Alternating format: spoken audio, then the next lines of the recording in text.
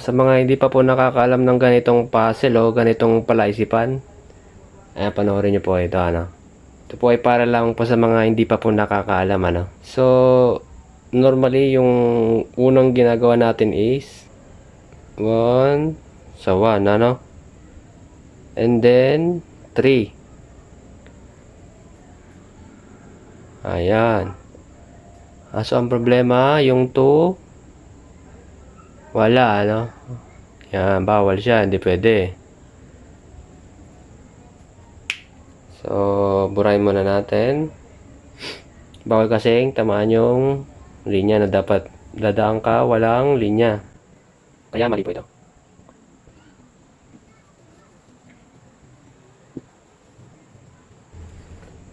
So, ang iba naman, ganito po ang ginagawa, Inuuna tong 3. Ayan. So, ang problema,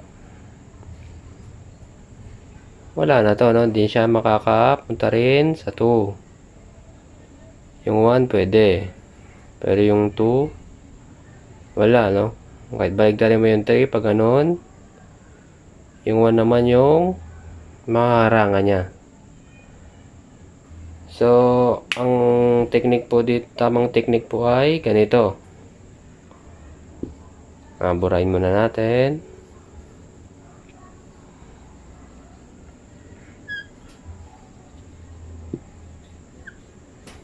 Yan. Ang tamang technique po dito ay unahin natin itong 1. Tapos sunod ay 2. Ayan. And then yung number 3. So pag yung 3 po, dito po dapat idadaan. Ayan. Hanggang sa gitna ng 1 and 2. Ayan. O diba, walang natamaan na guhit. Ayan, sana may natutunan po kayo. Follow and share. Thank you po.